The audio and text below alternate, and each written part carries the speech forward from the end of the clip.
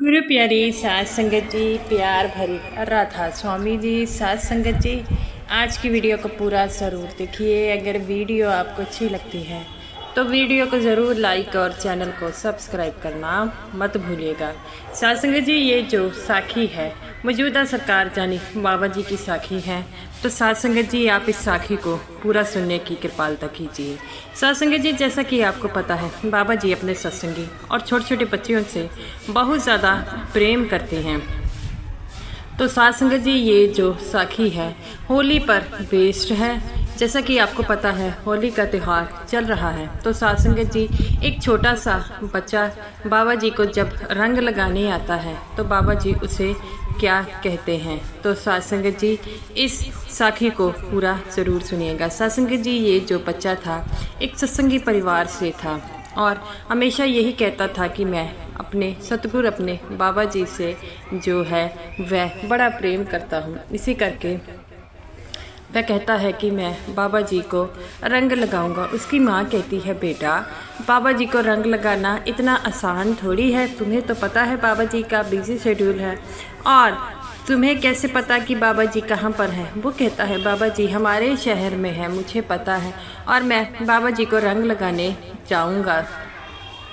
तो उसकी माँ कहती है, बेटा ज़िद नहीं करते, तू क्यों ज़िद करता है। तो वो कहता है कि मैं तो माँ रंग लगाने ज़रूर जाऊँगा, आप चाहे जो कुछ मर्जी कर ले। और माँ कहती है कि बेटा तू बात क्यों नहीं मानता, बाबा जी जो है क्यों ऐसे थोड़ी जो है रंग लगता है, बाबा जी को तो पहले ढूंढना पड़ेगा। तो वो कहता है, माँ इस बात की आप चिंता मत कीजिए, मैं बाबा जी को खुद ढूंढ लूँगा। और मैंने सुना है कि अगर बाबा जी को सच्चे मन से याद करो तो बाबा जी ज़रूर हाजिर उनसे मिलने आते हैं। और मेरी अगर भावना, मेरी आस्था ठीक है तो बाबा जी मुझे ज़रूर मिलने आएंगे। तो उसकी माँ कहती है कि तू तो ज़िद कर कर बैठ गया है, अब मैं तुझे क्या कहूँ। और इतना कहकर ही वह चली जाती है और वो देखता है कि उसकी माँ कामों में बिज़ी हो गई है, तो वह अपने घर से बाहर निकल जाता है और कहता है कि अब मैं बाबा जी को कहाँ ढूंढूं, बाबा जी कहाँ पर है। अब तो बड़ी मुश्किल हो गई है, मुझे तो बाबा जी को ढूंढना पड़ेगा। मैंने कह तो दिया है मैं बाबा जी को रंग लगाऊंगा, पर रंग लगाऊंगा कैसे मुझे भी नहीं पता। इतना कहते ही वह अपने घर से चल पड़ता है और रास्ते में पूछता जाता है कि सत्संग घर कहाँ पर है, कहाँ पर है। और ये सोचकर वह बड़ा हैरान होता है कि मैं अब क्या करूं। तभी इसको एक रक्षे वाला मिला है और कहता है, बच्चा तू कहाँ पर जाना है। तो वो कहता है, मैंने इस सत्संग घर में जाना है। तो वो कहता है, लेकिन मेरे पास पैसे नहीं हैं। तो वो उसके ऑटो में जो है बाबा जी की फ़ोटो देखता है। तो वो कहता है कि मुझे इनसे मिलने जाना है। तो वो कहता है कि ठीक है, पैसे नहीं हैं कोई बात नहीं, सोच लो बाबा जी ने मुझे भेजा है तुम्हारी मदद करने के लिए, तो मैं तुम्हें अपने साथ ले जाता हूँ। तो वो लड़का बड़ा खुश होता है, कहता है कि अब तो मेरा काम बन गया, लगता है इसे बाबा जी ने ही भेजा है। जब बाबा जी को किसी को सच्चे दिल से अगर बाबा जी को याद करें तो बाबा जी उनसे मिलने ज़रूर आते हैं। इतना कहकर वह चला जाता है और रास्ते में वह ये सोचता है कि मैं बाबा जी को कैसे रंग लगाऊंगा, मैं बाबा जी से कैसे मिलूंगा। और ये कहते ही चला जाता है। जब सत्संग घर आता है तब उसे वहाँ पर उतार दिया जाता है। तो वह कहता है कि बाबा जी यहाँ पर है। तो वो कहता है कि हाँ बाबा जी यहाँ पर है। तो वो कहते हैं कि हाँ बाबा जी यहीं पर है। तो वो कहता है, तुम्हें कैसे पता। तो कहता है कि मुझे पता है। तो वो कहता है कि अब तो मुझे बाबा जी से मिलना ही होगा।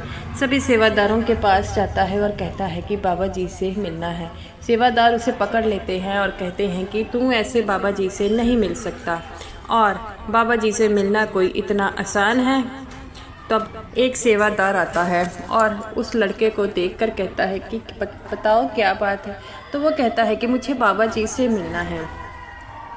तो वो सेवादार कहता है कि बाबा जी से मिलना है, ठीक है, लेकिन तूने बाबा जी को क्या कहना है। तो वो कहता है कि ये देखो मैं बाबा जी को रंग लगाने आया हूँ, तो वो हंसने लग पड़ता है सेवादार। वो कहता है कि मैं बाबा जी से पूछ कर आता हूँ कि एक लड़का आपसे मिलने आया है, तो जब बाबा जी तुम्हें मिलने की अनुमति देंगे तभी तुम जा पाओगे।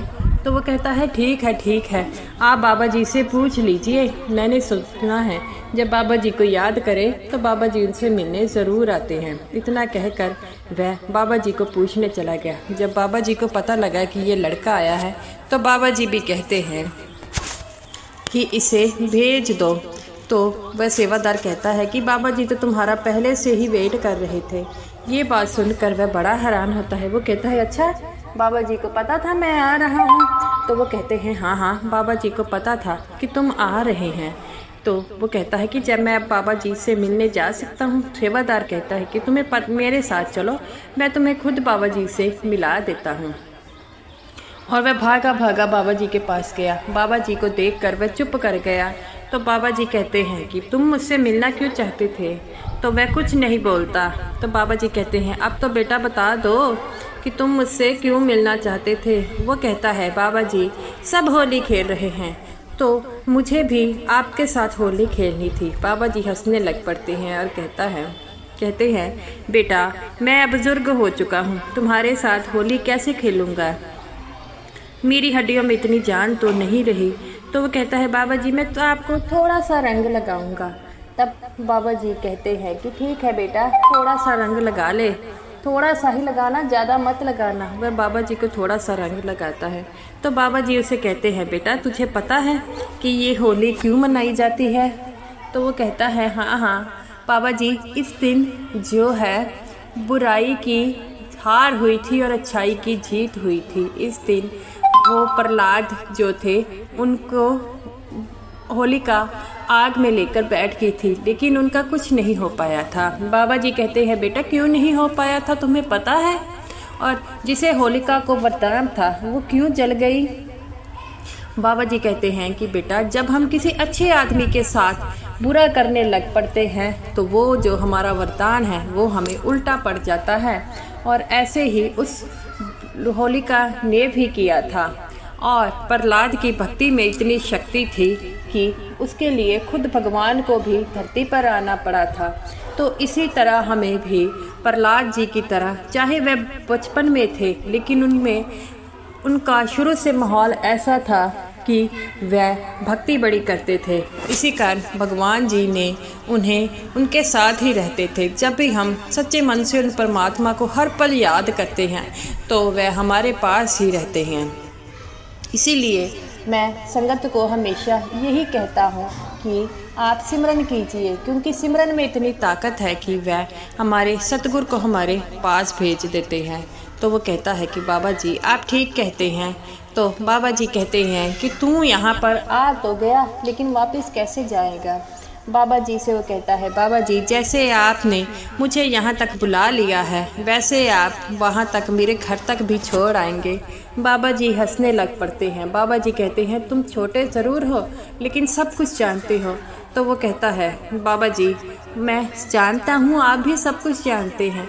मेरे मन में ये चाह था कि मैं आपको रंग लगाऊं तो मैं रंग लगाऊं।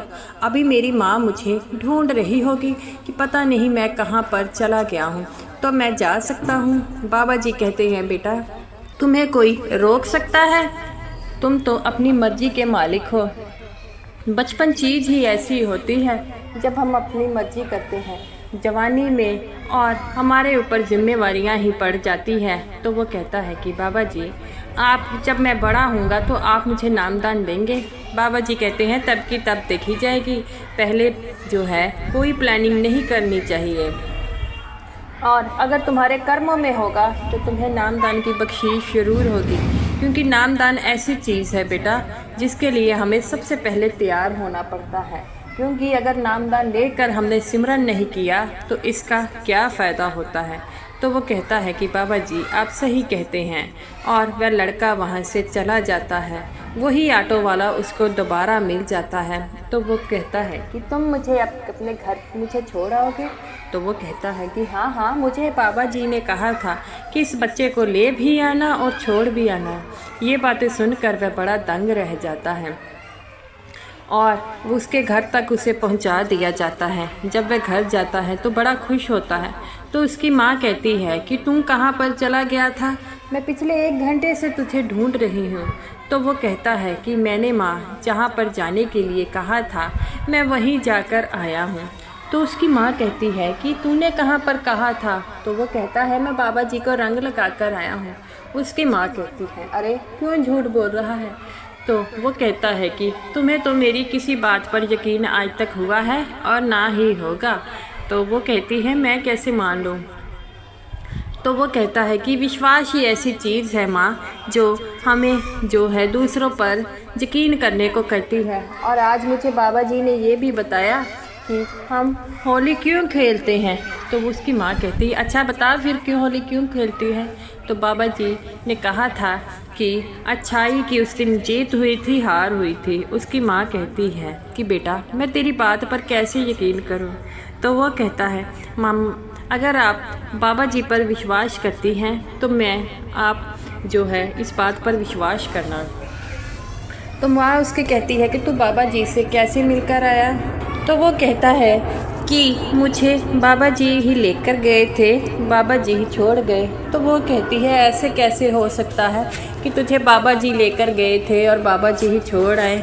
तो वो कहता है कि माँ यकीन तो तुम्हें करना ही पड़ेगा, क्योंकि तुम्हें भी पता है जब बाबा जी को कोई सच्चे दिल से याद करता है तो बाबा जी उसे मिलने ज़रूर आ जाते हैं या कोई ऐसा जरिया बना देते हैं जिससे वह बाबा जी से मिल पाता है। तो वो कहता है कि तुम माँ उसकी कहती है बेटा तू ये बात तो सही कह रहा था। तो बाबा जी वो कहता है कि एक ऑटो वाले ने जिसके ऑटो के अंदर बाबा जी की फ़ोटो थी उसने मुझे वहाँ तक छोड़ा और मुझे ले आया। तो उसकी माँ कहती है चल बेटा मैं तेरी बात को मान लेती हूँ, अगर मैं नहीं मानूंगी तो तू बार बार यही कही जाएगा।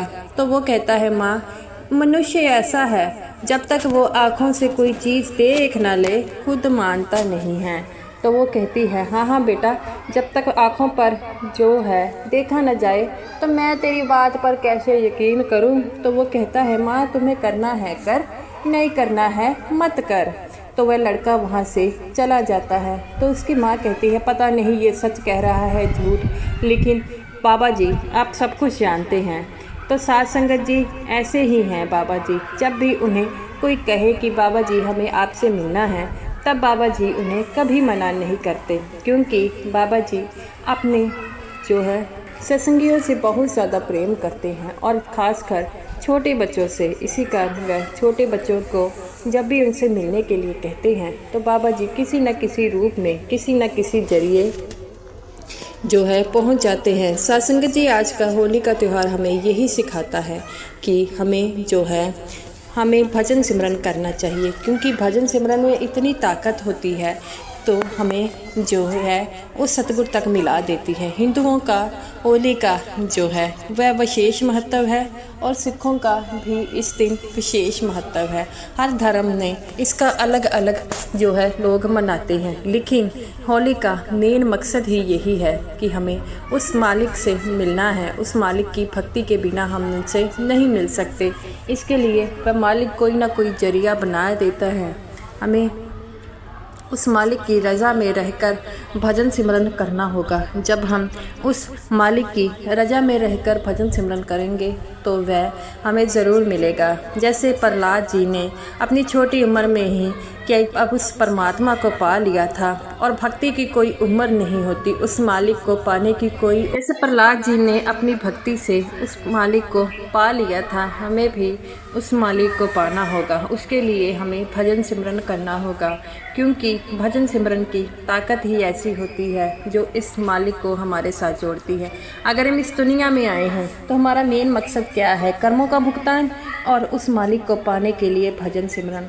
कर्मों का भुगतान तो सबको देना ही पड़ेगा, लेकिन उसके साथ साथ हमें भजन सिमरन भी करना पड़ेगा ताकि हम इस 84 के जामे से बाहर निकल पाएँ। इस 84 के जामे से अगर बाहर निकलना है उसके लिए हमें भजन सिमरन ज़रूर करना होगा, क्योंकि भजन सिमरन की ताकत ही ऐसी है। क्यों मालिक तो कहता है मुझे एक बार याद कर कर देखो, मैं तुम्हारे पास दौड़ा चला आएगा। तो हमें भी उस मालिक को पाने के लिए 2.5 घंटे भजन सिमरन ज़रूर करना है। बाबा जी अपने सत्संगों में यही कहते हैं कि वो सच्चा परमात्मा दया का सागर है, कमी हम में है उसमें नहीं है। हमें जो दुख मिलते हैं वह हमारे कर्मों का चक्कर होता है, वह मालिक हमें कभी दुख नहीं देता। तो हमें भी अपने कर्मों के चक्कर को जो है भुलाकर उस मालिक को याद करना होगा, क्योंकि हमने जैसे कर्म किए हैं उनका भुगतान भी तो करना होगा। इसी तरह प्रहलाद जी ने भी अपनी मुश्किलों को भूलकर भजन सिमरन किया और हमेशा ही उस परमात्मा को याद किया। हमें भी उनकी तरह भक्ति करनी चाहिए और उस मालिक को, उस हरि को ऐसा याद करना होगा जैसे वह हमारे अंदर ही रोम रोम में रहता है। तो गुरु प्यारी साध संगत जी, ये रही मेरी आज की वीडियो। और इस होली में हमें भी प्रहलाद जी की तरह अपने भजन सिमरन को बढ़ाना होगा। अगर आपको ये वीडियो अच्छी लगती है तो इस वीडियो को ज़रूर लाइक कीजिएगा और समूह साध संगत जी को मेरी तरफ से प्यार भरी राधा स्वामी जी।